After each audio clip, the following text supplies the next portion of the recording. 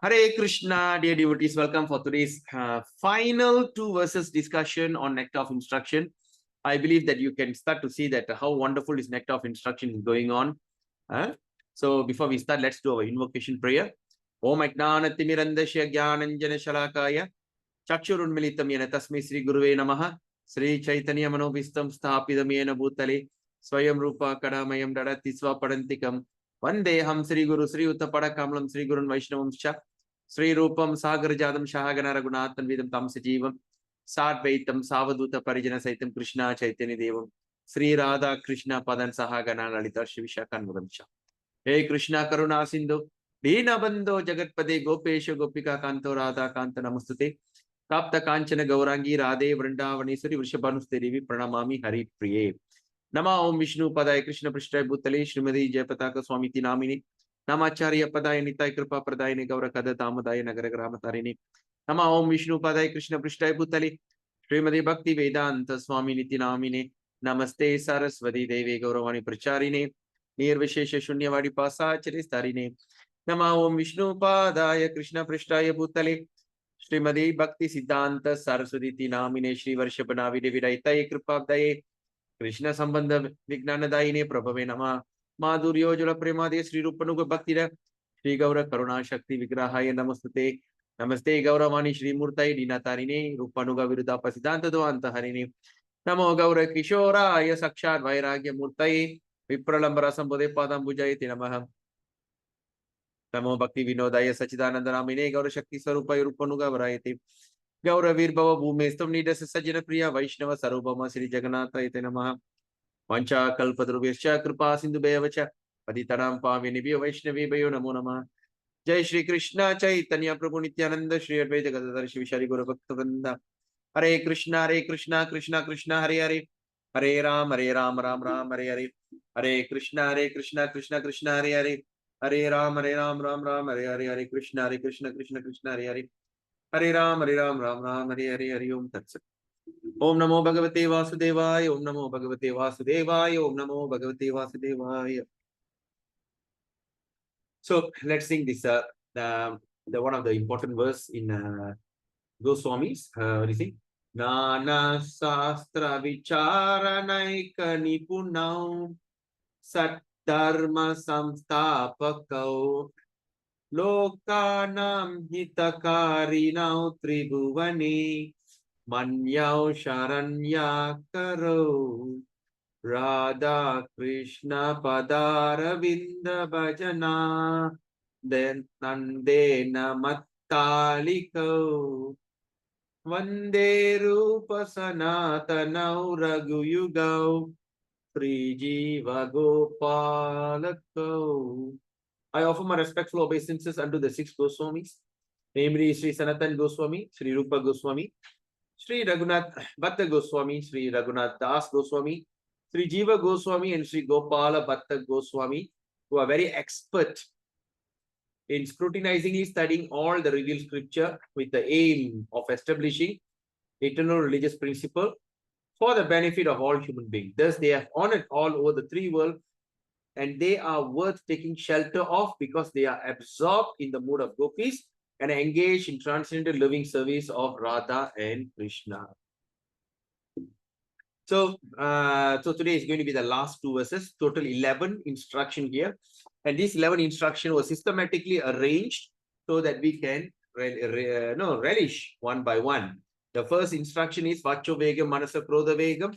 In order for us to achieve perfection, how perfection is simply we need to control our mind, our urge of the demand of the mind, the urge of the what they call the uncontrolled anger, right? The urge of the tongue, Manasa Vacho Vegam, the urge of the tongue, the urge of the belly, the genitals, and others, right?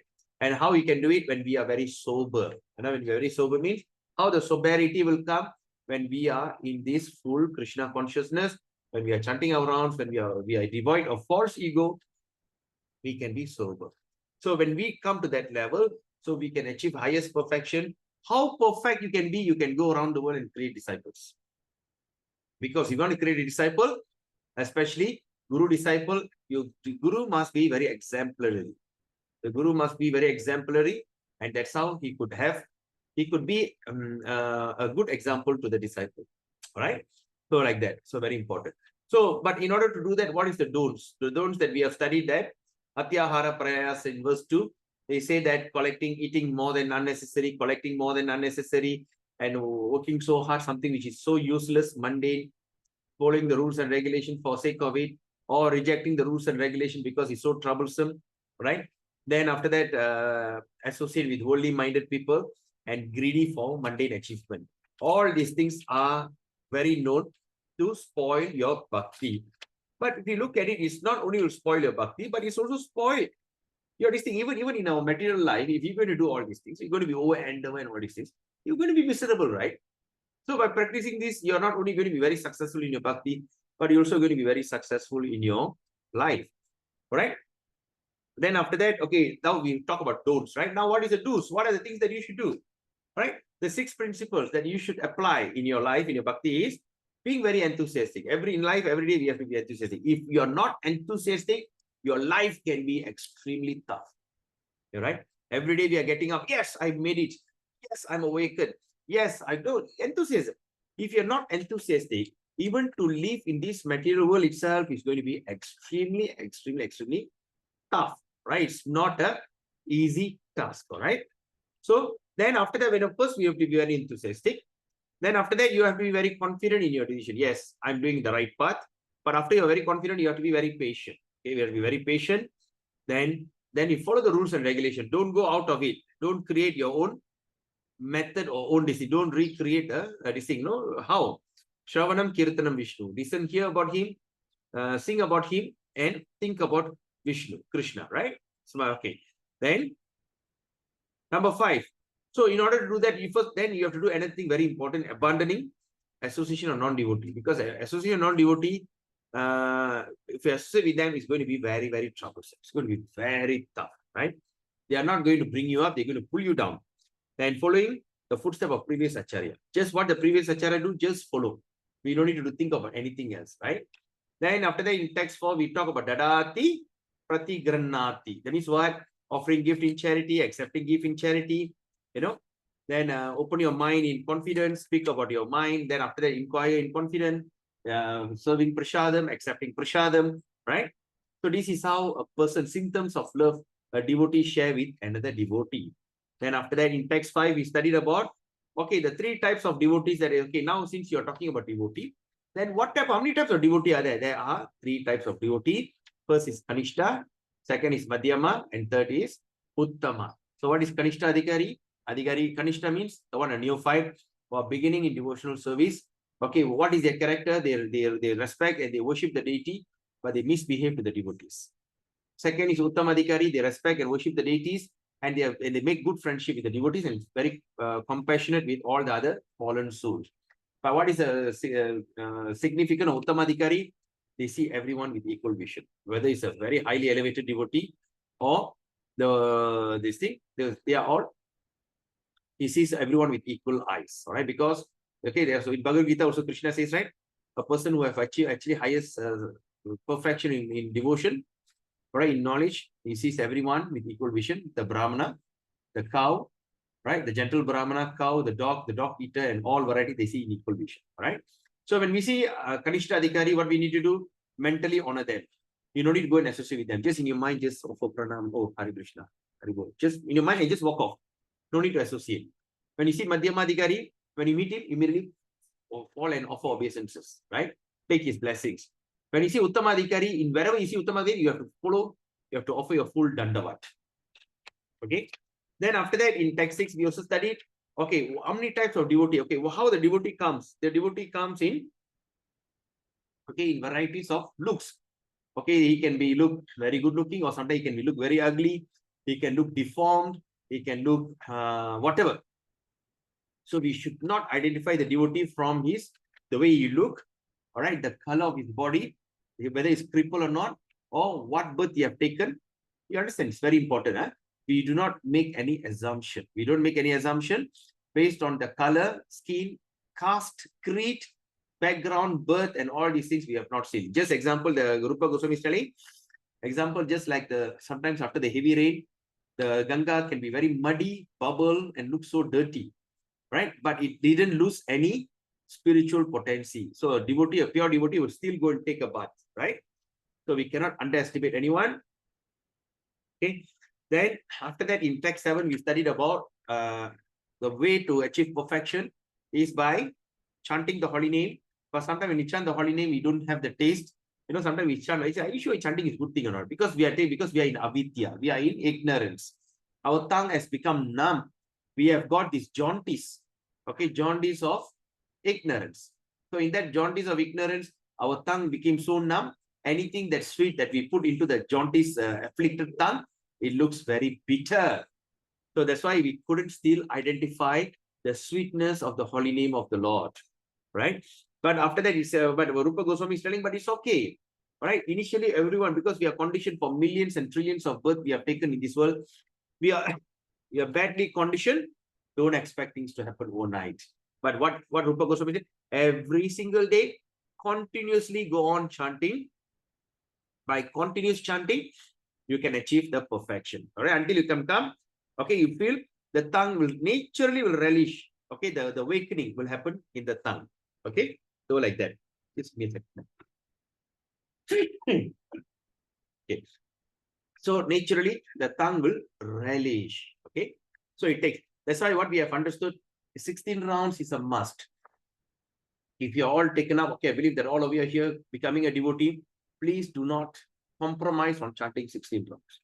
If you are a brand new person, you chant 16 rounds. If you once you have taken initiation, concentrate on your 16 rounds. It's simple as that. If you're not a devotee yet, you're coming, you want to try, do 16 rounds. By hook or crook. You can think about it like that. Sometimes, okay, it's okay. Do your 16 rounds no matter what. But once you become perfect after you take an initiation, if you have taken initiation, concentrate on your 16 rounds. Simple as that. First, you can do with inattentive. After that, just do it attentively. So when you're going to chant the 16 rounds, remember that is your birthright. Nothing in this world has right to stop you from doing your seva. Right? Sometimes they say, oh, can you do that? Okay. Do not compromise. Do not compromise your chanting for anything else. Do not exchange it for anything else in this world. Right?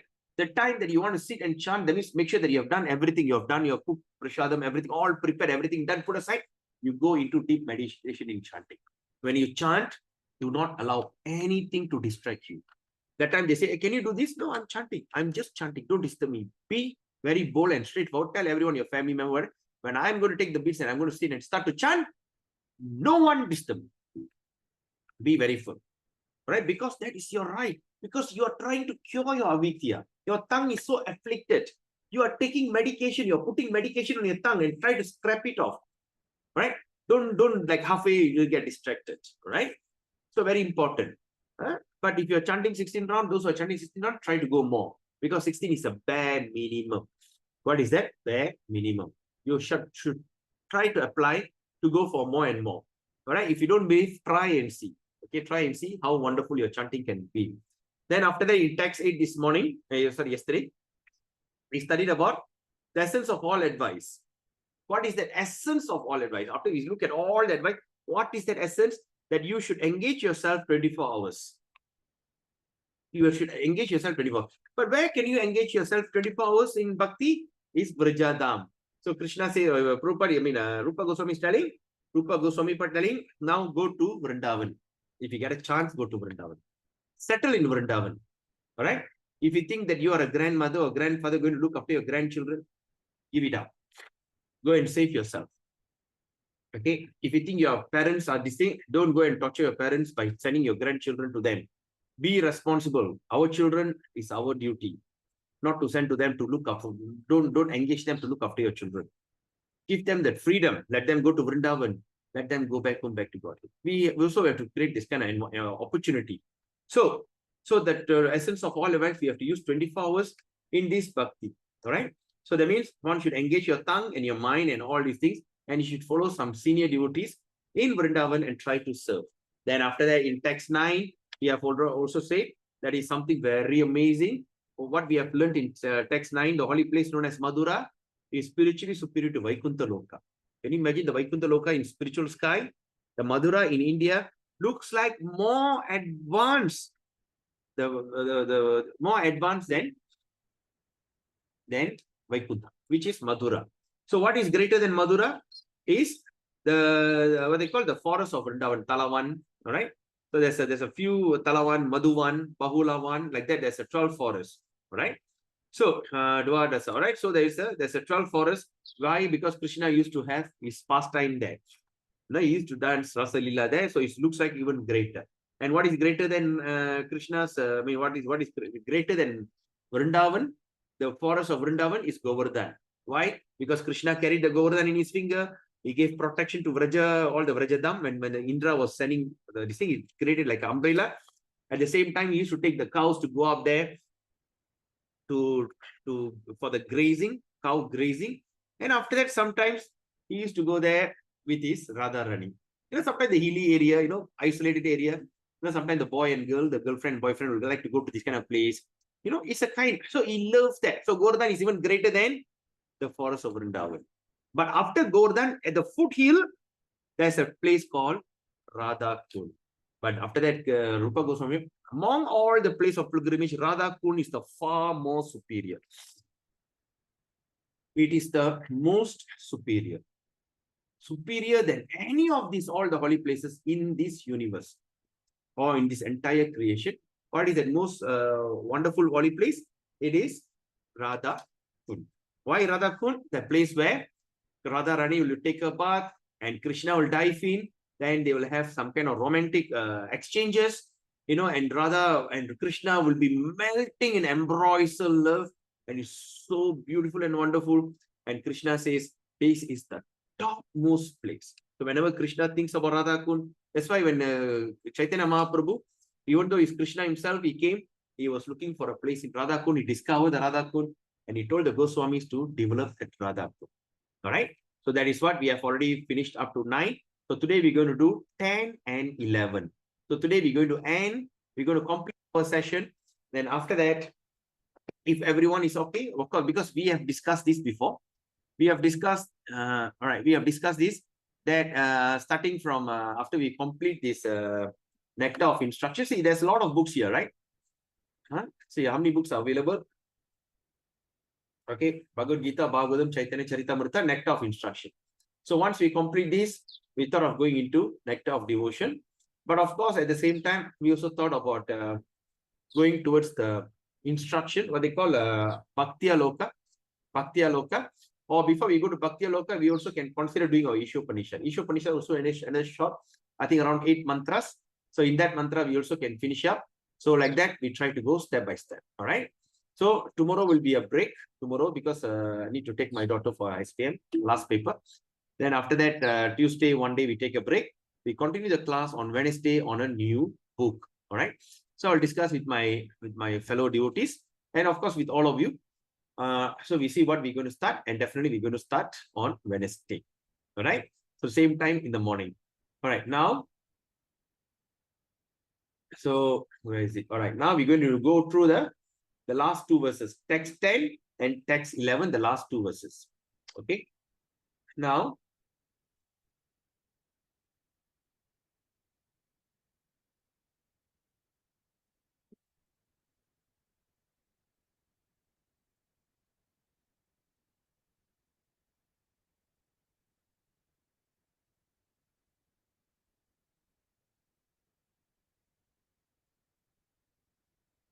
it's not coming up.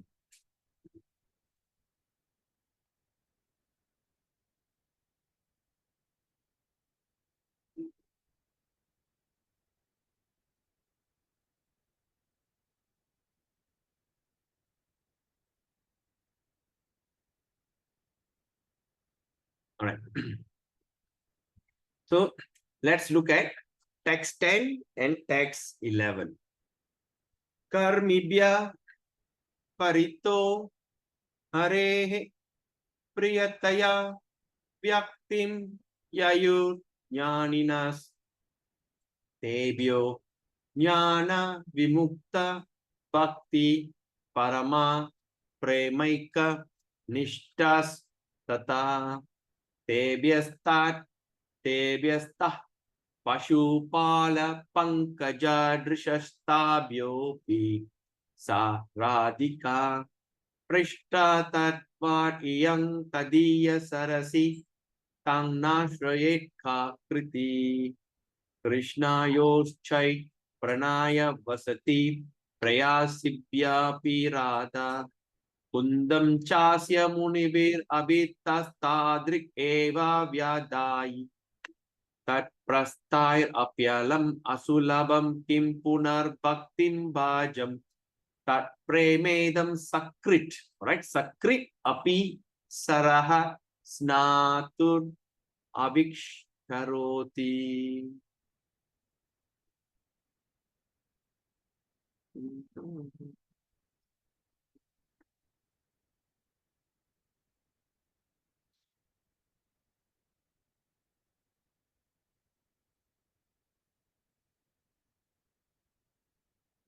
Karmibhya karmibhya parito hare priyataya vyaktim yayornyaninas tebhyo jnana vimukta bhakti parama premaika nitash nishtastata tebhyasta pashupala pankaja drishastabhyopi saradhika prashtat tatvat iyang tadiya sarasi tang nashrayet kriti Krishna yochai pranaya vasati preya sibhya pirada kundam chasya munibir abhitasta dirg eva vyadayi yas prestair apyalan asulabam kim punar bhakti bhajam tat premedam sakrit api saras natur avikshkaroti.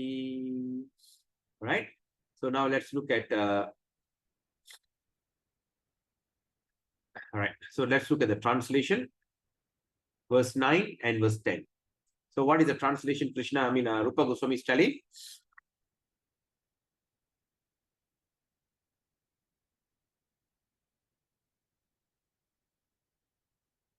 Okay.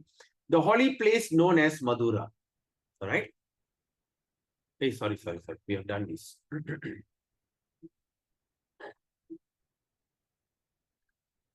10. Okay. Text 10. So in the Sastra, it is said that all types of fruitive workers, okay, in the Sastra, it is said that all of types of fruit, all varieties of fruitive workers, he who is advanced in knowledge of the higher values, okay, of the higher values of life is favored by the Supreme, right? Supreme Lord Hari. Out of many such people, that means out of many such people, I mean, what type of people? The people who are advanced in knowledge, okay? The people who are advanced, out of many such people, or this kind of people, okay, who are advanced in knowledge, jnanis, who and one who is practically liberated by virtue of his knowledge, okay, of his knowledge, may take to devotional service. Okay, sometimes when you see, sometimes people, okay, how many types of people that used to come to Krishna? As we have said, the 4 types of people, right? One is inquisitive, one is looking for knowledge, want to learn about absolute truth, some in search for money, and some and for this so that what they call to search for absolute truth, right? The 4 types of people will come to or distress. The 4 types of people will come to Krishna. But here we are talking about people who are interested in jnanis, right? So among all that people who come to Krishna, the best among them is jnanis. Okay, the best is jnanis. Why? Even though jnanis also got varieties type. One is they study, and after that they become just happy with whatever they study, and they don't want to go further. All right. But in all types of jnani, so what Rupa Goswami is telling, those who advance in knowledge, after you study this, then you go further and further and further in detail. All right. So, okay, when you go in detail and detail, somehow or other you come to that idea, understanding. Like for instance, when we first started, all right, we just did a Tuesday class, Thursday class. Then after that, many devotees start coming. And they're coming again and again and again. Okay, just for the sake of knowledge. They still haven't ready to accept it, but they just for the sake of knowledge. But as we see that go on and on and on, eventually the devotees have taken up bhakti. All right, eventually, right? Even after acquiring more and more knowledge, eventually they have accepted bhakti. So that means we have advanced in knowledge, jnanis, who practically liberated by virtue of his knowledge. That means through his knowledge, he's already liberated. All right, he will take a chance into devotional service. Okay, and this kind of person is superior to others. All right, he's not an ordinary person. All right, he is considered superior to others. However, one who has actually attained prema. Okay, what is prema? Pure love of Krishna is superior to him. All right, so that means actually we have attained prema. Okay, pure love of Krishna is superior to him. So now we are trying to understand what actually we are trying to do. What is it actually? One is we try to achieve perfection. That means we take up this bhakti by studying all varieties of books. And somehow or other, through that understanding, somehow or other we are convinced, you come into bhakti and you get liberated. But there's a second type of person who don't have much knowledge, but they practically go down and work and start to, and they attain the highest perfection called prema bhakti. Right, or pure love of Krishna. So that means by virtue of service, he achieved that superiority. So Krishna says, Rupa Goswami is more superior than the before.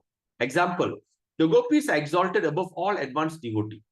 Among all the devotees, advanced devotee, gopis are considered the most highest because they are always totally dependent upon Sri Krishna. Right? They are always dependent on Sri Krishna. Gopis. Gopis means the cowherd girls, the milkmaid, the girls in the Vrindavan, right? They are called gopis. Okay. The boys in Vrindavan are called gopals. Gopals. So this is gopis. They are always dependent. Okay. Among the gopis, that means now we understand among all the gopis, Srimati Radharani is the most dear to Krishna. Okay. Among all the gopis, Srimati Radharani is the most dearest to Krishna. Because Srimati Radharani, none other than Krishna's internal potency. Okay, his internal potency. That means he created his own potency. Right? Just like, for instance, okay, I'll give you a very, very like a very lame example. Right? So I am man and my wife. Okay, we are both there. All right. So we love each other. We love each other. So we love each other. So what about it? I feel my wife is lonely and I am lonely and everything. So I want to have something to concentrate my love on. I want to have something. I want to have something that I'm just looking for. I want to look for something.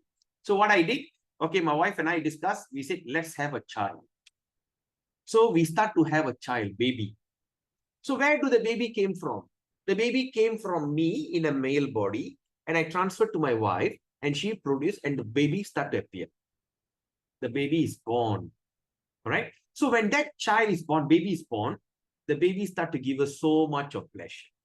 You got it? Similarly, when Krishna was alone, what happened? The pleasure potency. That means I have the pleasure potency. That means I have that fatherly feeling. I want to have a child. I want to nurture the child. I want to feed the child. I want to kuchu the child, baby. You know, all the sing lullaby, rockabye baby on the treetop. I want to have all this kind of feeling. So I created from my body. Yes or not? From the male body, go to the wife and the child is created. So similarly, the same thing is happening. So Krishna feels that he wanted to have a loving relationship. And he said, I want someone to love. So his internal potency, of course, Krishna is great. I am nothing. We human beings are so minute. We only can create like this, external. That means this gross body can create another gross body. But Krishna is not like that. So what happened? His internal potency, his love, prem potency appeared out as Radharani. That's why he says, that's why in a Chaitanya Charitamrita, all right, there's a verse, I think in the first canto, right, on a devotional service. I think, so Adi Leela, I think chapter 1 or chapter 2, like that. It's a beautiful saying. You know what? After so many years, you, Radha and Krishna were separated because the Ladini Shakti inside Krishna came out, appeared as Radharani. So the enjoyer and the enjoyed, the Purusha and the distinct. So both of them were separated and they loved each other. But after so many years, aeon years, which can never be calculated by any human calculation, the Ladini Shakti and Krishna both combine again after so many years in the form of Chaitanya Mahaprabhu. Formerly they were together, they separated because he wants to enjoy the loving service. After Radharani appeared, came from Krishna, and Krishna is wondering, what actually I have? Why you people love me so much? He always wonder. You know, sometimes he used to wonder, right? Right? Why people respect me? Why people I go, people like, oh, welcome, welcome. What did I do? You know, sometimes you will be like wondering. I don't know whether you'll expect. I think Vaishnava Kripa Prabhu should have experienced that so many times. You know, being what they call the royal doctor. Sometimes wherever you go, he get lot of respect, lot of protocol and all these things. All right, you get a lot of respect. Sometimes you'll be wondering why people are respecting me. What do I actually have? Sometimes we used to think. All right, it's very normal. If you have not experienced that, maybe you can talk to me in private because it is all normal, right? Why people are like me? What did I do? So something like that. So then what happened? So, in that condition, he's wondering, what do I have? Why everybody is looking for me? Is there something very amazing about me? Right? Then then Krishna decided, now I want to go as a devotee, and I want to feel my love. And Radharani says, you can never do that. Why? Because you are Krishna. You can never feel yourself. You have to be the devotee. You have to have the Ladini Shakti. Therefore, I follow you. Definitely, you can't survive there yourself. So I merge with you. So Radharani merged with Krishna. That's why Krishna came in the male body, but the complexion is the golden complexion, the complexion of Radharani. Right? So that's why Krishna said. So when and says, so Srimati Radharani is very, very dear to Krishna because that's Krishna's love potency. Ladini, right? So then whatever belongs to her, Krishna loves it, including her kunda or lake. Okay, kunda, lake, is profoundly dear to Lord Krishna. And this most beloved of the gopis. Who then? Then Rupa Goswami asking, who then? Right? Will not reside at Radha Kunda. Who then will not reside at Radha Kunda? And in a spiritual body, surcharged with ecstatic devotional feeling. All right, where? In a spiritual body, surcharged with ecstatic devotional feeling. Ecstatic devotional feeling. That is aprakrita bhava. All right? Render loving service to the divine couple Sri Sri Radha Govinda, who perform their Ashtakaliya Leela, their eternal eightfold daily pastime. Indeed, those who execute devotional service on the banks of Radha Kund are most fortunate people in the universe. They are so considered the most fortunate people in the entire universe. Ashtakaliya Leela. Ashtakaliya Leela means every day Krishna have 8 different kinds of pastime. What is the first pastime? Awakening. Then taking breakfast. Then taking the cow for grazing. Coming back after grazing. Okay. Then taking his bath. Then going for what they call evening outing, right? Then after that, it says, you see, then after that, Rasa Leela. Then after that, at night, Parakya Leela. There's so many 8 varieties. If you have that opportunity, if Krishna grant you that mercy to read all these, you will try to do it. All right? Because certain things are prohibited. Yes, Prabhu Vaishnava Kripadas. Yes, Prabhu. Unmute yourself. When you Google, Prabhu, the Astaka Leela means erotic pastimes of Radha and Krishna. Yeah. That is a difficult word, is it not, Prabhu? Leela. That means it's Part of it. Erotic Leela. Part of it, not everything.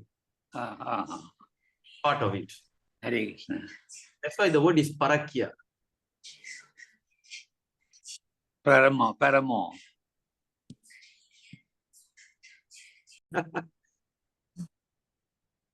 Okay, so what we understand here, that's what Prabhu asked us now. So in this kind of Leela, can you imagine, right? Eventually, when you start to practice bhakti, when you start to practice this, you're reading this Nectar of Instruction, then slowly, then we go to Nectar of Devotion.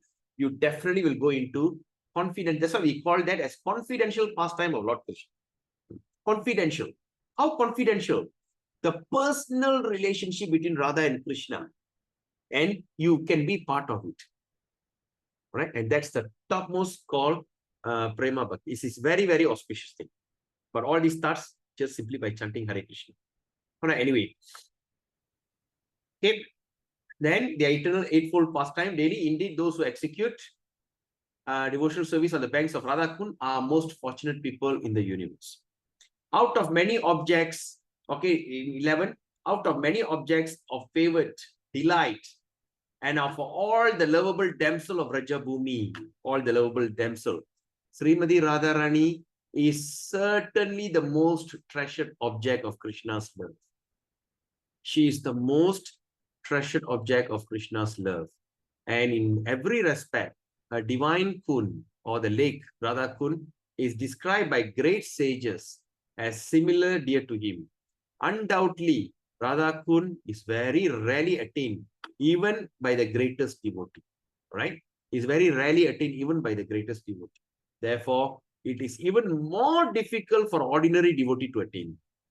If one simply bathes once within those holy waters, one's pure love of Krishna is fully aroused. All right, one's pure love of Krishna is fully aroused. All right. So now let's look at the translation. So in this verse, we see here, at the present moment, okay, at the present moment, almost everyone is engaged in some kind of fruitive activity. We are working some kind of fruitive activity. But those who are desirous to gaining material profit by working are called karmis. Everyone is actively involved in fruitive activity. But if you think you want to profit from that job, you are called as karmi or fruitive workers. All living entities within this material world have come under the spell of Maya. This is described in Vishnu Puran, Canto 6, Chapter 7, Text 61. Vishnu Shakti Para Prokta Kshetranyaka Kshetranyakya Tata Para Avidya Karma Sanyanya Tritya Shaktir Ishyate. So what it says here? Sages have divided the energies of Supreme. What he says, the sages have divided the energies of the Supreme Personality of God into three categories. Right? So the sages, the devotees have divided into three categories. What is that? Number one, spiritual energy. Number two is marginal. And number three is material. Okay? Or in other words, internal, marginal, external. Okay? Bahiranga. Another one is, what they call? And last is Tatastha. What is internal? Okay, there's three energies. All right? Antaranga. Huh? Antaranga. Antaranga. Antaranga, Bahiranga, and Tatastha. Okay, divided into three different kinds of energy. All right. So the material energy, Prabhupada is explaining, material energy is considered to be the third class energy. So we are living in the third class energy, which is called Tritiya Shakti. Those living beings within the jurisdiction of the material energy, okay, those living beings, okay, sometimes engage themselves like dogs and hawks. What a word Prabhupada used. So sometimes when we are in the third class energy, when we are in this kind of material energy, sometimes we engage our life like the dogs and the hawks. Right? What is dogs? We work so hard, right? And we don't care about others, right? Greedy. Hawks, the one who loves to eat everything, right? It's just whatever is sapu, right? Like dogs and hawks, working very hard simply for sense gratification. simply for happiness. They don't have anything. Work hard, Saturday night fever, TGIF. Thank God it's Friday, Saturday night fever, and Sunday, just this thing. Sunday they will tell, do not come to my house. We do not entertain guests on Sunday because they'll be on, they'll be having that hangover. They say family time. What so-called family time they're talking about? They are just trying to recover from hangover. However, in this life or after executing pious activity in the next life, even this life, or you execute pious activities in the next life, some karmis become strongly attracted in performing various kinds of sacrifice. Okay, mentioned in the Vedas, right? So maybe some people, after we are doing all these things, even this life or next life, they'll come into a situation where they sometimes, somehow or other, they get attracted to do this kind of Vedic sacrifice, like Veda, Sastra, all this. There's on the strength of their pious. So on the strength of their pious merit, they are elevated to a heavenly planet. They may go to heaven. Actually, those who perform sacrifice strictly according to the Vedic injunction are elevated to the moon planet. So what the moon planet is actually the heaven. So now the current moon that we are seeing is heaven. But the spaceship that goes to the moon, are they really going to heaven? It's a question mark. All right, it's a question mark.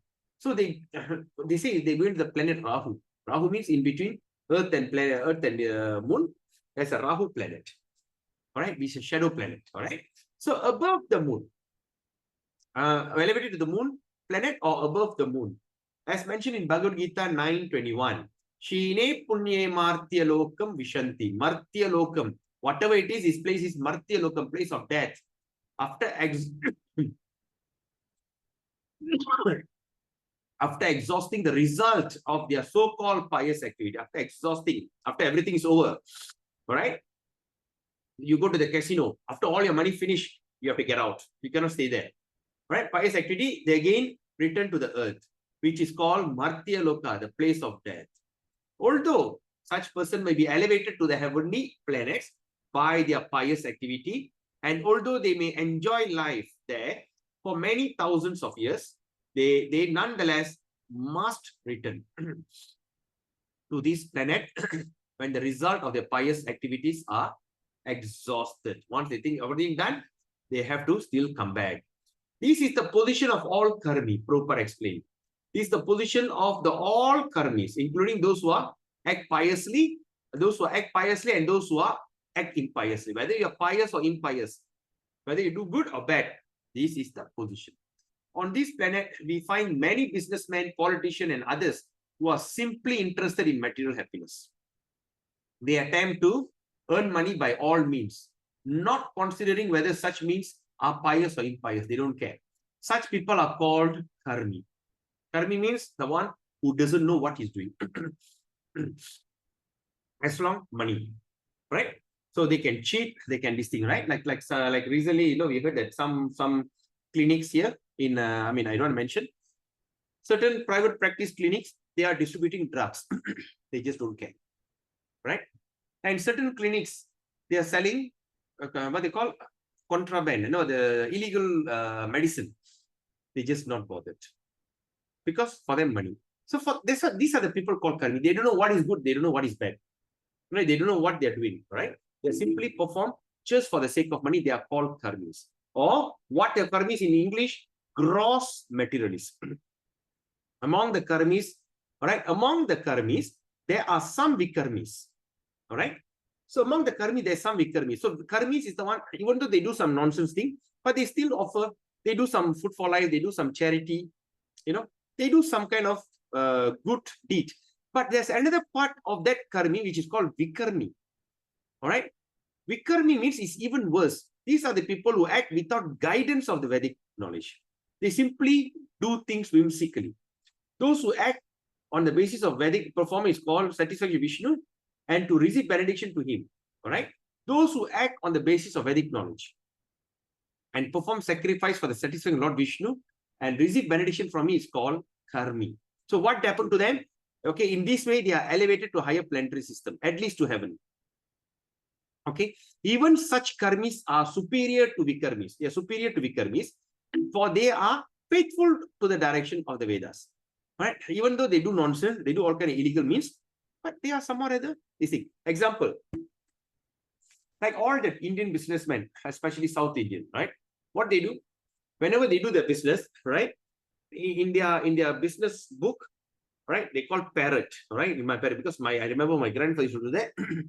The first thing is they say, now you are my partner. They call Lord Vengadachalapati or Lord Murugan, especially the Chettiar will call Murugan. They call them as partner. Right? Now I say, okay, now I'm opening a new book, new calculation. Now I say, I just put in front of Lord Vengadachalapati, Tirupati Balaji, and I just tell, my dear Tirupati Balaji, you are my partner. You get 10% profit. I share 10% profit from you. I share 10% profit. Right? The first thing is, first I allocate 10,000 ringgit or 1,000, say example, 1,000 ringgit on your name. What they do? They try to do charity within that 1,000. They don't overdo it.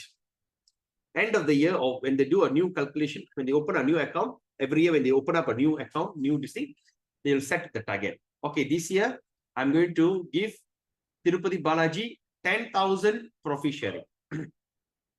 So, in that book, first thing they wrote, profit for Balaji, 10,000. So any charity work, anybody comes for a donation, anybody wants to give, they'll minus from that 10,000. If the ones the 10,000 over, they don't give anything further. They say that's the standard. 10,000 is my standard. So they put the 10,000. So after 1 year, all right, then they calculate, okay, now I given for this Food for Life or for this Taipusam festival, for that festival, this festival, I gave a little donation. Now, from that 10,000 allocation for charity in the name of Balaji, how much I have? Oh, I got 6,000 balance. So what they will do? They will take the 6,000. They go to Tirupati temple in Andhra, Tirupati, and they just drop it in the undil.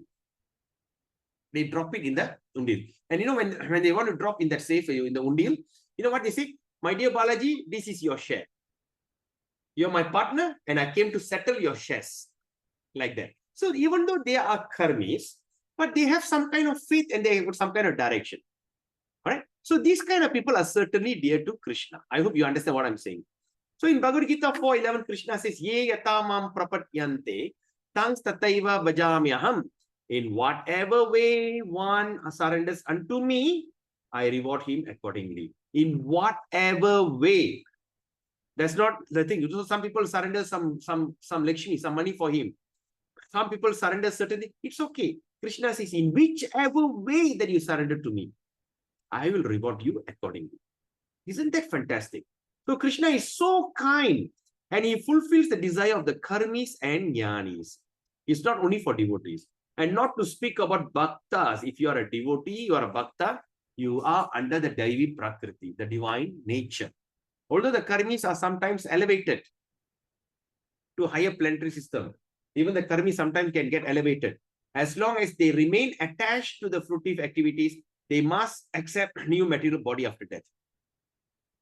Okay, even though they can get liberated higher planet, but if they attach to the fruitive activity, okay, to the profit, I want this, I want that, when they attach to material activity, they have to accept new body after death. After they die, they have to accept a new kind of body because they still have the desire, right? If one acts piously, he can attain the new body among the demigods. If he's very good, very pious, he can be born among the devas. All right. Then in the higher planetary system, or he may attain some other position in which they can enjoy higher standard of material happiness. Right. On the other hand, those who are engaged in impious activity, what will happen to them? They are degraded to take birth as animals, trees and plants. That's the worst thing to do. I think in today the class also I spoke about it in a temple. Right. The worst kind of death is the worst kind of birth is to be born among the animal species, the plant species, and the trees. All right, it's okay to go to hell. We go to hell, we get burnt here and there. We cry for a few days, few years, few months. They whack you, they burn you, they fry you up. You know, Kentucky fried, all get fried up. It's okay. But the worst is to be born in the animal kingdom. Once we take a born, once we fall down into the animal species of life. That's the worst thing that to happen. So thus those fruitive actors who do not care for Vedic direction or vikarmis, that means those fruitive actors, who do not care. These are the people who are horrible kind of people, do not care for the Vedic direction, or Vikarmis. They are known as Vikarmis, are not appreciated by learned saintly person. These are the people not appreciated. But now, as you know, in Kali Yuga, nowadays, people are all recognized according to the money that they have. It is not the piety or the pious thing they have done. If you are a multi-millionaire, you are considered the great high-class society. Even the money, that source of the money can be terrible. Even you can come from a very horrible background, but because you have money, you are worshipped. That is what Kali Yuga is all about, right? Kali Yuga, they are not going to look at your position of how much knowledge you have and how much, all depends on how much money you have. Okay, so that means all those fruity factors who do not care for Vedic direction are not appreciated by the saintly person. So when you see the real saintly person is the one who follow the Vedic system, the one who chants Hare Krishna, the one who follow the Sastra, they are the Vedic system. They just do not care how much money you have in your pocket. You know, sometimes you must understand, when you are giving donation to a devotee, you should be very grateful, because by your act towards that devotee, you are getting purified. In order for you to get purified, you have to give money to a devotee, whether you like it or not. You know, like sometimes, I've seen, I don't want to mention, but there's some situations I've seen when a devotee gave money in a very grumbling way. I got a friend, he just took the money and said, take it back. And he said, oh, I'm giving you donation. You don't. No. You are giving me for your own purification. I don't want to just take it back. Sometimes, so that's why we have to be always careful. We have the money, yes, fair enough. But of course, in order for the purification, you have to do it in a very respectful way.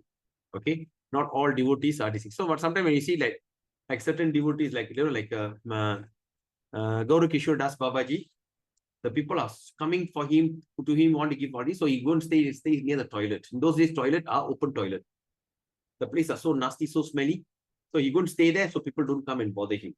So that means these are the saintly people. The saintly people who do not see your qualification and don't see how much money you have, how many rings that you have put on your this thing. They're just not bothered. So these are the Vikarmis, are not appreciated by the saintly person. As stated in Srimad Bhagavatam, Nunam Pramatta Kurute Vikarma. Yat Indriya Pritaya Aprnoti. Nasadu Manyeyata Atmanoyam. Asannapi Kleshada Asadeha. Okay, Canto 5, Chapter 5, Text 4. Materialists who work hard like dogs and hogs, simply for the sense gratification, are actually mad. Okay, so that means all that materialist people who work so hard like a dog and hogs just to enjoy life are actually crazy. All right, they simply perform all kinds of abominable activities simply for sense gratification. Materialistic activities are not at all worthy for an intelligent man. Materialistic activity is not at all worthy for an intelligent man. For as a result of such activity, one gets material body. Is it worth it? All the materialistic activity, what are you going to get? Actually, you're going to get another material body, which is full of miseries. All right? The purpose of human being, the purpose of human life is to get out of the threefold miserable condition. Is to get out of this place, which are concomitant with material existence. Okay. Unfortunately, fruity workers are made to earn money and acquire temporary material comfort by all means. Therefore, they risk being degraded to lower species of life. Right? Sometimes for the sake of that, even the people get terribly degraded. Materialists, foolish, make many plans to become happy. Right? Now, Prabhupada is explaining.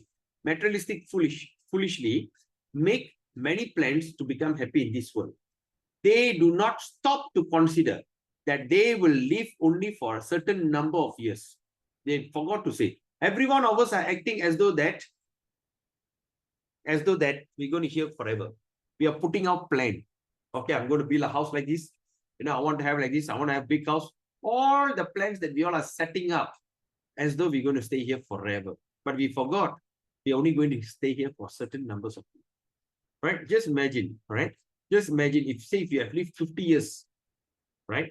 Say, okay, 30 years down the road, okay, you have lived, say like, from the day that you get a job, okay, example, you start work at 25, You retire age of 60.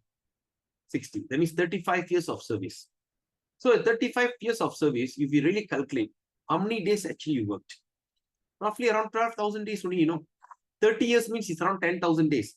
365 times 30 is around 9,000 plus something, 10,000 days. Plus another 5 years, right? Another 1,500 is around 12,000, roughly around 12,000, less than 13,000 days. If only if you could save 1 ringgit from the day that you start your work until you retire, you could only save something like less than 13,000 ringgit. That's it. It's not such a big time. It's a very short period of time, but the age is 30, 35 years of service, right? But we have only this thing. So similarly, we feel like as though we worked for so hard and all this, for what? End of the day, nothing matters.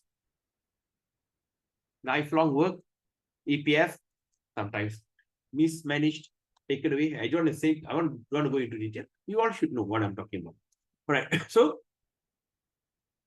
out of which they spend major portion acquiring money and sense gratification. Just imagine 35 years in your service.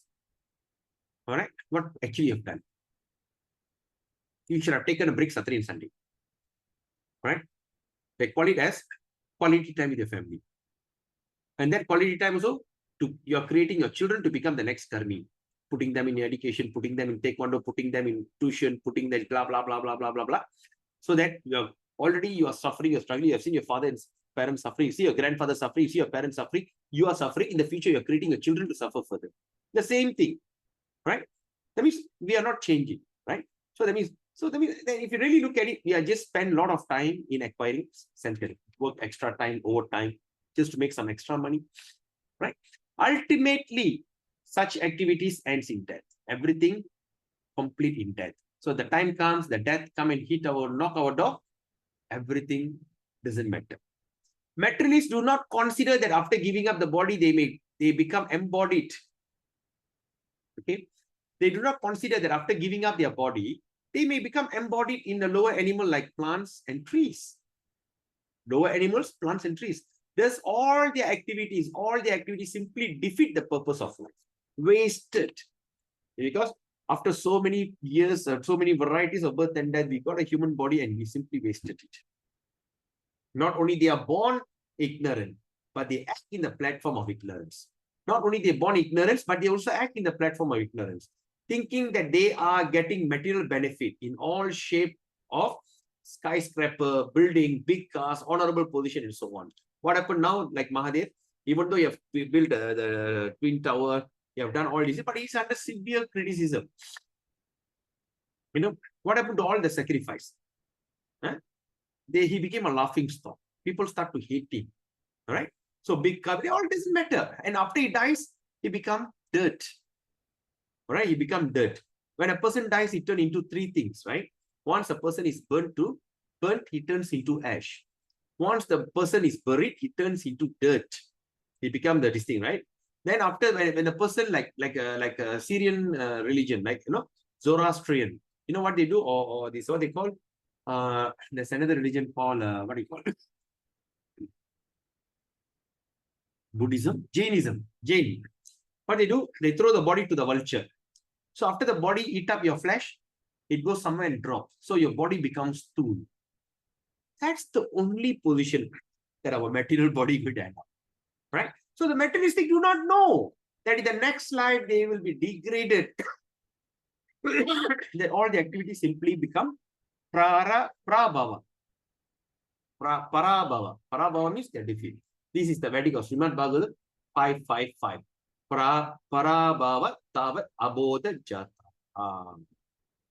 One should therefore be eager to understand. So that's why I say you must be eager to understand the science of soul, Atma Tattva. Very important. Right now, Prabhupada is coming to the point. After explaining all this, because now Prabhupada is giving straight to the point. Many people are foolishly engrossed in this kind of material life. They think they are great, karmi, but karmi, what they're going to end up in heaven. That still can come down. And among the karmis, there's another division of the karmi, which is called vikarmi, which is absolutely foolish, grossly foolish. In Tamil, we call vadikatna muttal. Because they cannot distinguish They work so hard. End of the day, everything is wasted. Okay, that 555 Parabhava Tavat Abodha Jata. That means everything is defeated. All right. Then now is coming, he said, therefore, Prabhupada is explaining, everybody should understand the science of soul. Everybody should know that Atma Tattva. Unless one comes to the platform of Atma Tattva, by which one understands that the soul and the soul and not the body is oneself. That means the soul is you, not the body. One remain on the platform of ignorance. All right. If not, one remains in the platform of ignorance. If they don't understand this, out of thousands of even millions of ignorant people, one who are wasting their time simply gratifying their senses, simply for the sake of satisfying themselves, one may come to the platform of knowledge to understand higher values of life. Right? 7.3 Manushyanam Sahasresu, the verse that we spoke today. Right? Out of so many foolish people who are in ignorance, just work hard to enjoy themselves, but some will come to the platform of knowledge. Try to understand the higher values of life. Such a person is called Jnani. Right? The intelligent. The Jnani knows that fruitive activity will bind them. Right? They know that fruitive activity will bind him to material existence and cause him to transmigrate from one body to another. As indicated in Srimad Bhagavatam by the term Sharira Bandha, bound by bodily existence. As long as one maintains maintains the conception of sense enjoyment, his mind, as long as one maintains the conception of sense enjoyment, what happened? His mind always be absorbed in karma or the fruitive activity and will oblige him to transmigrate to one body to another. Thus, Jnani considered superior to karmi because at least refrain from the blind activity. That means at least the Jnani with intelligence, they try to refrain. They try to stay away this kind of activity. Thus, the Vedic or Supreme Personality said, however, although Jnani may be liberated from the ignorance of the karmi, unless he comes to the platform of devotional service. If he doesn't come to the platform of devotional service, he is still considered to be in ignorance, avidya. Right? Although one may be accepted as a Jnani or advanced in knowledge, right? He is considered impure. Even he can be a very intelligent, very decent, but he doesn't come to that advancement of knowledge, he still considered impure. So that's why we try to understand. Everybody who wears saffron and come to you are not necessarily they are great. I'm talking about non-Vaishnava devotees. Sometimes we see in the temple, somebody will be wearing saffron. Oh, Swamiji is here. Oh, there's a this thing. So he's a Jnani. He can just quote from all the Vedas, but he cannot come to the conclusion that Krishna is the supreme, the devotional service is the topmost service. He cannot come to that conclusion. So that means he is considered impure. His knowledge is impure. So we do not need to fall at his feet and take his blessings. All right? You must fall at the feet of a devotee to take a blessing because he's full of mercy. He receives the mercy, unceasingly receives the mercy from Krishna. When you go to him, you will get contagious. All right? Just like coronavirus. When I'm full of coronavirus in my body, whoever comes, they'll get it. So similarly, when I'm full of mercy, whoever comes, I'll get it. But when you go to the people like Mayavadi and Karmi and already, they are full of curses. They are full of curses. So when you go near, you go fall at his feet, what are you going to get? He only can give what he has. So you're going to get it. So you must be very careful. Because he has no information on devotional service and thus neglect the direct worship of the lotus feet of the Lord. When Jnani takes to devotional service, he rapidly becomes superior to ordinary Jnani. Such an advanced person is described as Jnana Vimukta Bhakti Parama. How a Jnani takes to devotional service is mentioned in Bhagavad Gita. How? Bahunam Janmanam Ante. Jnanaman Mam Prapatyante. Vasudeva Sarvam Iti. Sa Mahatma Sudurlabha. After many birth and death, he who is actually in knowledge surrenders unto me, knowing me to be the cause of all causes and all that is. Such a great soul is very rare. Actually, a person is wise when he surrenders unto the lotus feet of Krishna, but such a Mahatma, great soul is very rare. So when we are already trying to surrender our this thing, so that means we are somehow or other, we are considered very fortunate, right? All right, now let's look at this. So, of all these devotees, the gopis are recognized to be the superior. Okay, among the devotees, gopis are considered superior because they do not know anything other than satisfying Krishna.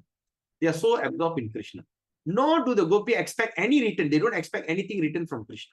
Indeed, sometimes Krishna put them in extreme suffering. All right? Because Krishna is very famous. Sometimes he just in front of you, now you see, ting, now you don't. He loved to disappear from the devotees.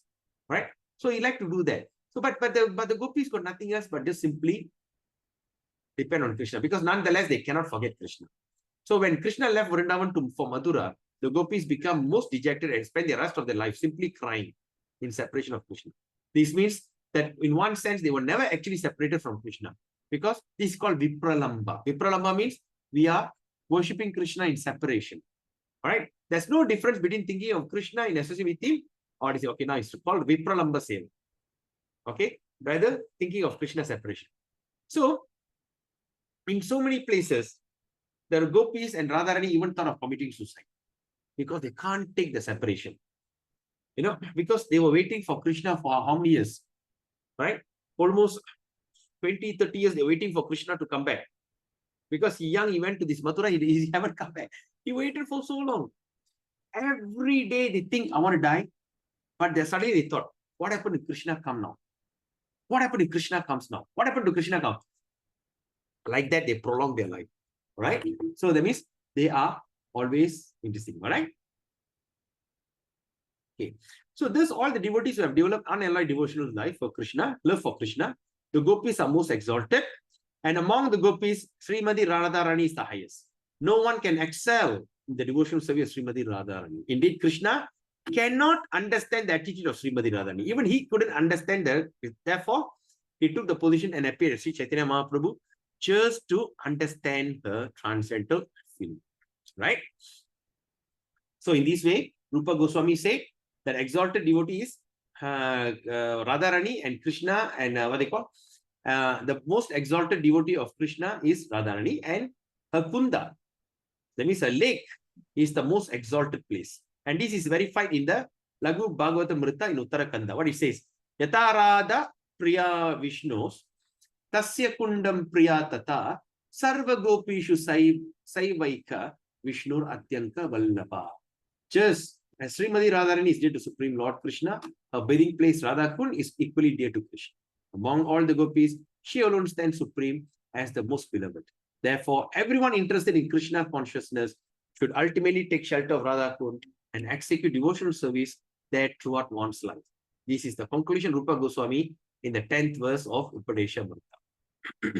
So, when we start to understand, so imagine when we start to understand that we are very, very, very fortunate people, that we get a chance to serve Krishna. Right? And not only that, we start to realize the secret behind Krishna consciousness. And we also understand the topmost service to Krishna consciousness. And we also understand the topmost place of what they call the topmost place of pilgrimage. Okay, among all the place of pilgrimage, among all the holy places, holy Tirtha, Radhakund is the topmost. Right? I think I don't know whether I've told you this story or not. When what they call when this Bhakti Siddhanta Saraswati Goswami was going around circumambulating the Radhakund. Right? They asked, why not you go to Shyamkund? He said, no, we only worship Radha. Because our aim is to become the maid servant of Radharani. And the maid servant of Radharani is only secret. It's a topmost secret, and is only worshipped by Gaudiya Vaishnava. Right? Because why Radhakund is so exalted? Because it belongs to Srimati Radharani, who is the most beloved object of Sri Krishna. Okay? Among all the gopis, she is the most beloved. And even the story of Radharani is not even mentioned in Srimad Bhagavatam. Because Radharani and Krishna worship is so confidential. It's secret. Right? And it's been revealed by Sri Chaitanya Mahaprabhu himself. Okay? Similarly, her lake, Sri Radhakund, is also described as by the great sages, a lake as dear as to Krishna as Radharani herself. Indeed, Krishna love for Radhakund and Srimati Radharani is the same in all respect. Radhakund is very, very rarely attained, even by the great personality fully engaged in devotional service, not to speak about ordinary devotee who are only engaged in practice of Vaidhi Bhakti. Okay. So now Vaidhi Bhakti means the devotional service according to our qualification. Okay. So that's why when we go to Radha Kund, we don't straightaway jump into the water. What we do, we just go there, we just take the water and put a 3 drop on our head because we are not really qualified, right, to take a bath in Radha Kund. But only time that you're allowed to do that is during Bahula Astami. Check your calendar. When is the next Bahula Astami? Make sure you go to Vrindavan. Go to Radha Kund. So during Bahula Astami, the day that Radha Rani was appeared, the pond, that the Radha Kund was created, only that day everybody is allowed to take a dip in that water. Okay, other than that, other days you go, you're not allowed. So what I do, I got a good fortune. This one devotee, a doctor friend of mine, Dr. Prema, went to India and brought this Tirtha, but she separated into 3 different things. One is Radha Kund, Shama Kund, Agasa Ganga, and some Vrindavan dust. So she brought in a separate way. Then after I studied this actually at 10 and 11, I start to realize, right? So now I cannot go to India, I cannot go to Radha Kund because my situation is such I'm not allowed to leave the country. So since I have that time thing, so I just suddenly the thing after reading this, I so inspired. So I created 3 different bottles. One bottle is Radha Kund, another bottle of water is Shama Kund, another bottle of water is Agasa Ganga, then another small kinnam. I put what they call? I put this dust of Vrindavan.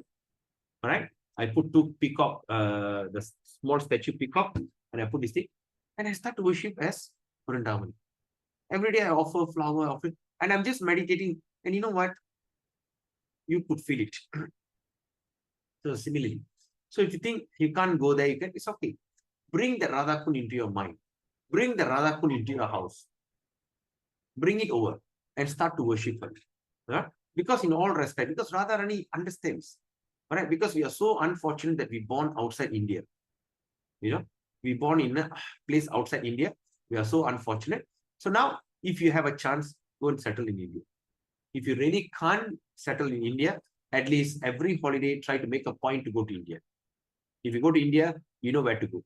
All right. You go to Radha Kund, take some water and sprinkle on your head. Never jump into the thing, right? So that's why I say not to speak ordinary devotees, engage in this thing, Vaidhi Bhakti. All right. Now, it is stated that a devotee will at once develop pure love of Krishna. All right. It is stated will at once develop pure love of Krishna in the wake of the gopis if he wants to take a bath in Radha Kund. It also says, if you get a chance to bathe, you may get the pure love of Krishna. So Srila Goswami recommend, Rupa Goswami recommend that even if one cannot live permanently in banks of Radha Kund, he should at least take a bath, right, in the lake as many times as possible. At least if he can, try to take bath as many times as possible. This is the most important item in execution of devotional service. Srila Bhakti Vinod Thakur writes in the connection of Radha Kund, his most select place of those interested in advancing, right? Advancing in the devotional service in the wakes of the lady friends, Sakis, and confidential serving maid Manjari of Srimati Radha. So, when Bhakti Siddhanta Saraswati was circumambulating Radha Kund, they all asked, why not you go to Sham Kund? He said, no, we are all servant of Radha. Our ultimate goal is to become a servant of Radha. And he said, it's mentioned in Tosani. Tosani is one of that Gaudiya Math, what they call paper, letter, no, what they call magazine. It's mentioned there. Okay, Srila Bhakti Siddhanta Saraswati Prabhupada said, those worship Krishna Vishnu are known as Vaishnava. Right? I think I've already explained that this morning, yesterday. Right? Have I explained that? Can anyone tell me? I think I spoke about this, right? Yes, Prabhu. Okay. So if you want to know what is that, you can ask me in private. I don't want to put it in recording because it can be a very sensitive topic. So okay. So, and those who worship Krishna, who and what is Radha? So we are under Gaudiya Vaishnava. So under Gaudiya Vaishnava, we are considered the most fortunate one because Radha Kund is part of our worship. Okay, all our previous acharyas explaining that. So living entities were eager to return home to the transcendental kingdom of God, which is Goloka Vrindavan, by means of attaining their spiritual body, Siddhal Deha, should live at Radhakund. Take shelter of the confidential serving maids of Sri Radha under their direction, engage constantly in a service. Right? Do you all feel it's very nice? If you want to be in a confidential service, right? This is most exalted method of those engaged in devotional service under the protection of Sri Chaitanya Mahaprabhu. In this connection, Srila Bhakti Siddhanta Saraswati writes that even a great sages and great devotee like Narada, Sanaka do not get that opportunity to come to Radhakund to take their path. What then to speak about ordinary devotees? And he says, by great fortune, one gets opportunity to come to Radhakund and wait once, he can develop the transcendental love for Krishna. Exactly as the gopis did. It is also recommended that one should live in the banks of Radhakund and should absorb in the loving service of the Lord. One should bathe there regularly, and give up all material conception of life and take shelter of Sri Radha and her assistant gopis. If one is thus constantly engaged during his lifetime, after giving up, he's giving up the body, he will return back to Godhead to serve Radharani in the same way as he contemplated during the life on the banks of Radhakund. So the conclusion is that to live on the banks of Radhakund and to bathe there daily constitute the highest perfection of devotional service. It is a difficult position to attain even for a great sages and devotees like Narada. Thus, there is no limit to the glories of Sri Radhakund. By serving Radhakund, one can get an opportunity to become an assistant of Srimati Radharani under the eternal guidance of the gopis. With this, we end Nectar of Instruction. So, my dear Prabhus and Mothers, if you are here sitting and diving deep into this understanding of Radhakund, that means you can be the selected ones. Nothing happens by chance. Nothing happens by coincidence. Especially in Bhakti, you have to be selected ones. I believe that you are all the selected ones to receive such knowledge today. I'm not simply flattering, but based on what I have seen and heard, and this thing is so confidential. In this confidential knowledge, if you could receive it, that means there's something is there. And my heartfelt gratitude to each and every one of you, because of your enthusiasm to listen to this, I am able to speak about it. I am able to read along with you. I'm not teaching you, I'm not guiding you, I'm just reading along with you. It's all of you are such a wonderful people. I'm so fortunate to get along with you and read along with you and to understand the mystery of Radha. So now we understand. So in order to get a human body is very rare. And after we get a human body, we get bhakti, which is very rare.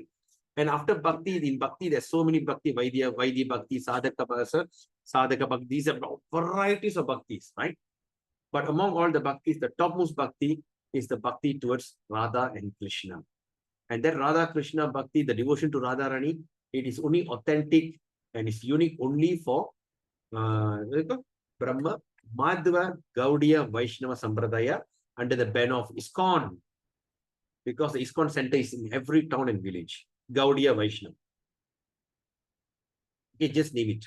In Ipoh we have it. In Penang we have it. In KL we have it. Just name it. And there's a devotee scattered all over. Your nearest place, there's one devotee already. So it is everywhere.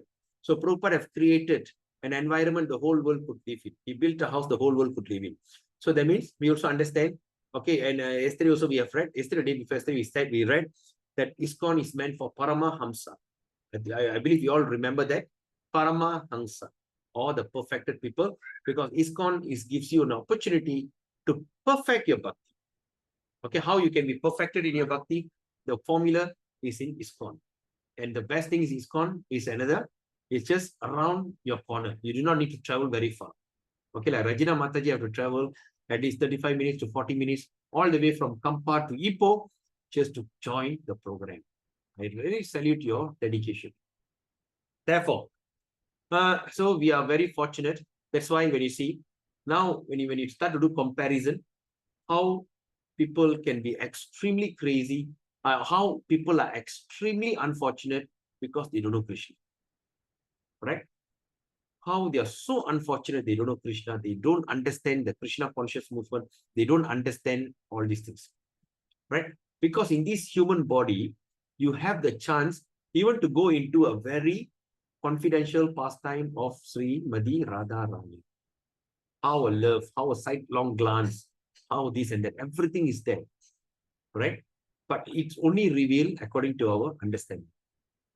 Therefore, the secret of achieving success. Now you have seen the first part is what happens if you can control your mind and senses. You can create disciple all over the world. That means you can be a very glorious person, right? And at the last we have said, even Sanaka, Sanatana, even Narada Muni, Shiva, all these people never get a chance to come to Radha Kund. So, but a devotee could able, a pure devotee also not able. So now you are somewhere other, you got a chance, you got an opportunity to understand that. So where do you stand?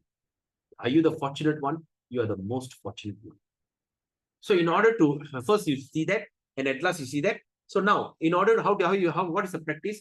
Vacho Vega Manasaprodha. Then after that, the do's, don'ts. What are the things you should do not do? What are the things you should do? Right? Then avoid all these materialistic people and associate devotee. Devotee got three kinds. Okay, among these diseases and pure devotee, how to identify them? Do not underestimate them. They can be extremely black, they can be extremely, even they can be crippled, they can be nasty, smelly or whatever. Don't underestimate them because we understand they're just like the Ganga river. After the rain, it can be very dirty and ugly, but still people take bath because the spirituality is still remain there. Right? Then after that, we said, okay, now we go. All right, so now we understand. So we should not underestimate the pure devotee. What is the next step? Right, so we should do, how we going to practice bhakti is by chanting the holy name of the Lord. So no matter what, chanting Hare Krishna Maha Mantra will save you. And this Hare Krishna Mantra will take you from where you are now up to the understanding, the confidential bhakti, confidential service of Srimati Radharani and all the gopis. This is called Prema Bhakti, which is extremely high. If you're going to take your time, maybe you're going to take few births before you come to that level. But you could able to do it in this very birth itself. Once you come to the level of Prema Bhakti, even the last verse, the last word that Prabhupada used, once you start practicing in that, do you remember? What is the last paragraph Prabhupada used? Okay. What he says? Let me see. So that means great devotee like Narada, Sanaka, and all these people don't get a chance to come to Radha Kund. Okay, they want to speak about ordinary devotee. Then after that, Prabhupada says,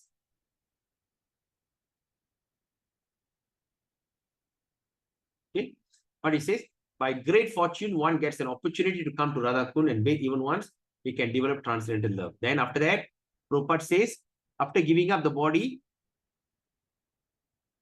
okay, he says, taking shelter of Sri Radha and assistant, by taking shelter, if one does constantly,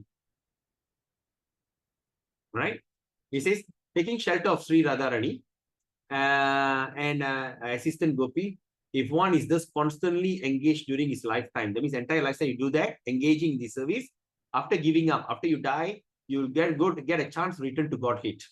You go to Godhead and do what? Serve Sri Radha in the same way you contemplate during his life. That means first you contemplate, you're thinking how to do it. After you give up the body, you go there, you start to perform it. Right? The conclusion is that to live on the banks of Radha Kund and bathe there daily is considered the highest perfection. Right? But he says it is a difficult position to attain, even for the great sages, like Narada. Okay, so we understand. So now we get a chance that we're going to practice this, and after we give up this body, we can go back home, back to God. So we do not need to go to Radha Kund. We can even bring Radha Kund in our mind. We can engage our Radha Kund because Krishna says, wherever and whenever, Haridas Thakur says, whenever and wherever there's a chanting of the holy name, that place is Vrindavan. So it's in your hand. You want to make your place Vrindavan or not. All right? Through the meditation. So what are you going to do? Simply chant Hare Krishna. So chanting Hare Krishna, Krishna Krishna, Hare Hare, Hare Rama, Rama Rama, Hare Hare is a mandatory. There's no more compromise. There's no more compromise. Can I do less than 60? No. There's no such thing less than 16. You have to do 16. That's it. 16 is a must.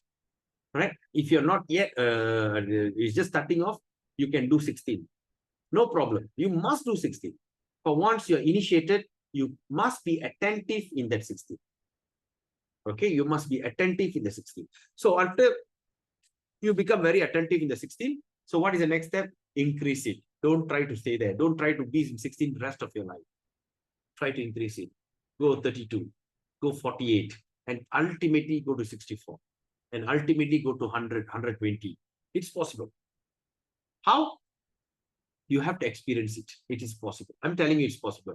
But the chanting of the holy name is the only way that can take you from where you are up to the highest perfection and go back home, back to God. Okay? The more that you're going to chant, the more you stand a chance and opportunity that open up for you that you can achieve the highest perfection. Don't waste our human form of life. All right. So as I said, beginning of the class, make a standard time. Make a time. This is the time that I'm going to do my japa. Before you do your japa, make sure you fulfill everything. You're going to cook, you prepare the food, prashadam, everything, just prepare everything in time. So when you put chant, make sure you tell people, do not disturb me when I'm chanting. I'm not available. Off your phone, off everything. Throw everything away. And simply sit and start to chant the Hare Krishna Maha Mantra. All right. So you do not need to be think about anything else. They don't allow anybody to come and distract you because that is your exclusive time with Srimati Radharani. Your exclusive time. That is your birthright. Don't give up your right to please anyone else. Right? You have to save yourself first. Right? Like for instance, when you're flying in the plane, when suddenly there's a place where there's a very less oxygen, the oxygen mask will drop. What do you need to do? They say, take the mask and put on yourself first. Then take it and put on your family member, or your children or whatever.